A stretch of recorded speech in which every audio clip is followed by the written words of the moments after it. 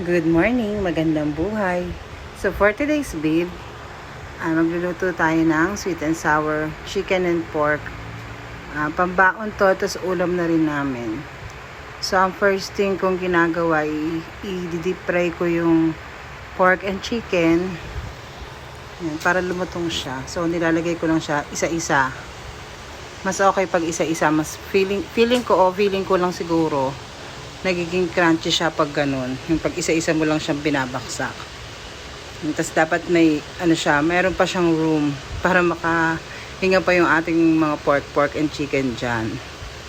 Diba? Lagi nang nagbabaon yung mga anak ko ngayon. Simula nung nagtinda rin kami. Para makalesen din sa baon nila. Wala ganong money, pero at the same time, mabubusog sila kasi may baon na sila sa school.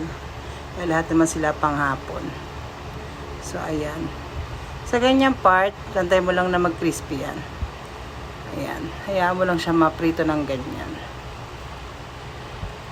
Pag ganito na yung itsura ng chicken natin, ayan, pwede mo na yung hanguin.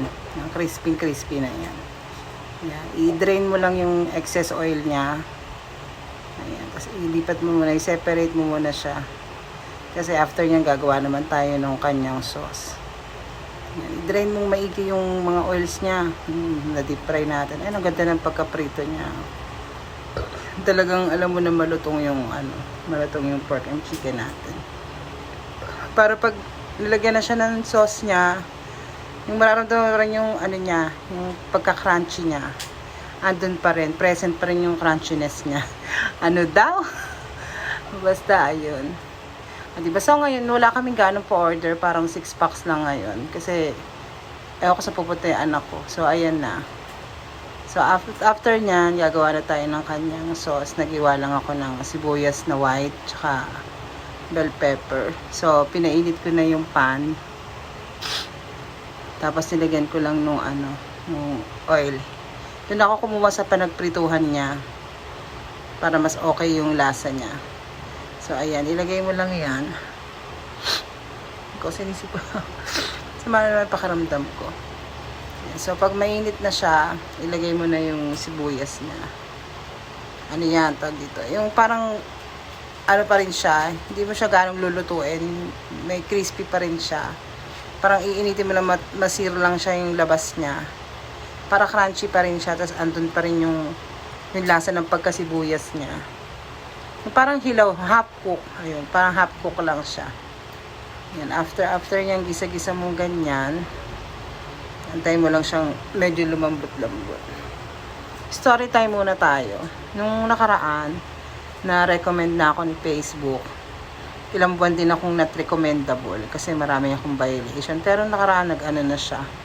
I-recommend niya na ako uli. Love na uli ako ni Lolo Menz. So parang mas ginanahan ako ngayon gumawa uli ng mga videos. Kasi ipapakalat na ni Facebook yung mga videos ko. Kasi nga ni-recommend niya na ako. Hindi na siya galit sa akin.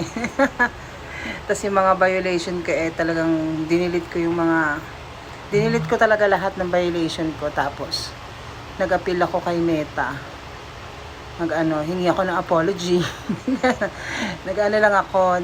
Nag-report lang ako sa kanya. Siguro 3 to 4 days, ayun, bumalik siya. Na-recommend niya na yung aking profile. Kaya medyo happy na tayo. Diba? Tapos, ayan na. After na niya, nilagay na natin si bell pepper. Ganun lang din. Hindi mo siya kailangan lutuin. Dapat nandun pa rin yung lutong niya, ha? Yun yung pinakamahalaga doon, yung malutong pa rin siya. So, yung sibuyas kanina, sinet aside natin.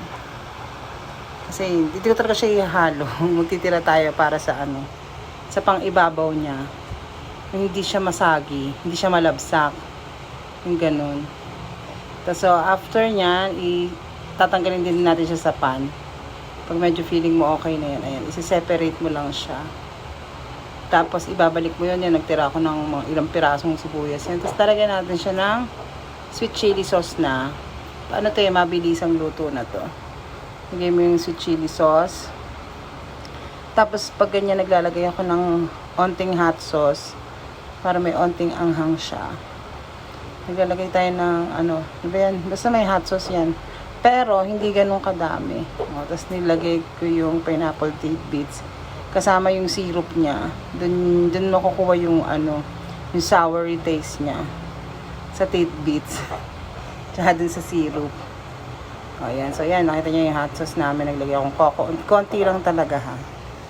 Tapos, after nyan, mag-a-add ako ng, banana ketchup lang. O, di ba? Naglolo ko pa yung squeezer namin. O, ayaw. Nakailang try ako. Ayaw niya talaga. Ay, naku, kang squeezer ka. Tinignan ko muna yung problema. Kumparado, ayaw pa rin. Ayaw mo, ha? Teka. O, di binuksan ko na lang siya ngayon. O, di ba kamukha? O, di tapos ang laban. O, di ba? O, di nasaling ka rin dyan. Tapos, lagyan mo siya ng mga seasoning mo. Lagyan mo siya ng pepper. Bali, naglagay din ako dyan ng onting ginisa mix lang. Kasi malasa na yan eh. Lagyan mo siya ng sugar. Ayan, para sa sweetness naman niya. Sweet and sour nga, di ba? Yan. Tapos, lagyan mo siya ng yun, yung mga spices na gusto mo. Yung naaangkop. Ayan yung pepper niya. Hindi pwedeng kung ano yung gusto mong ilagay, ayun. Sabihin, hindi naman tatanggi yan. Hindi nga tatanggi, yung kakain naman magreklamo, di ba? Sabi ko, ano ng lasa ng ginawa mo. Ayun, naglagay ako ng konting magic. Tapos, okay na yan pag ganyan. O, di ba? Ang ganda na ng color niya. Tapos, eksakto na yung thickness niya. Ganyan lang yung hinahanap natin. Yung ganyang consistency lang.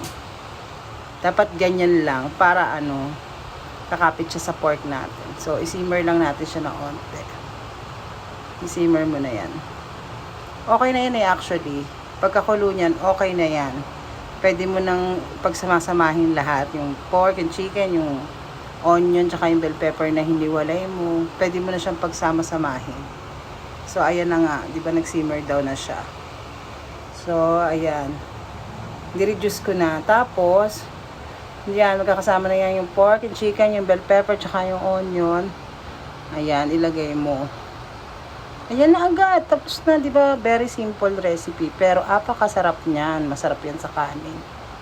So, may nakalimutan akong ilagay na ingredients dyan. Kasi, pag-check ko, wala na pala kaming stock ng ganun. So, okay lang naman. So, eto na yung baon ng mga anak ko. Nakahiwala yung sauce niya.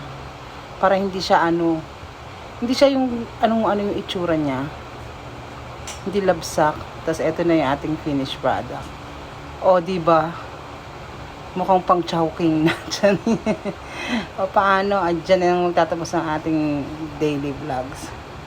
Bye-bye and see you. Gayahin nyo itong recipe na to. At tsak, talaga mapaparami kayo ng rice. Bye!